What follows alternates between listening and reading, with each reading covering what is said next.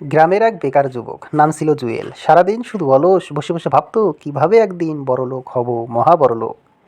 একদিন সে বাজারে গিয়ে এক কবিরাজের কাছে গেল। কবিরাজকে বলল, কবিরাজ কাকা, এমন কোনো তাবিজের গুণ আছে যেটা গলায় পড়লেই আমি রাতারাতি বড়লোক হয়ে যাব?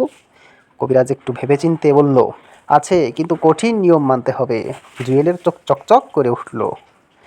কী নিয়ম কবিরাজ কাকা? কবিরাজ সিরিয়াস মুখে বলল, তুই যদি টানা 30 দিন চুপচাপ থাকিস, কারোর সঙ্গে কথা না বলিস, তাহলেই আল্লাহ তোকে বড়লোক বানিয়ে দেবে।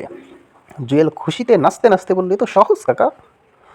কবিরাজ ধমক দিয়ে বলল, শুরুতেই ব্যর্থ, ধুর বোকা, তোকে দিয়ে কিচ্ছু হবে না, তুই কথা বলে ফেললি। জুয়েল আর কি করে, এবার সে শক্ত করে মুখ বন্ধ করলো।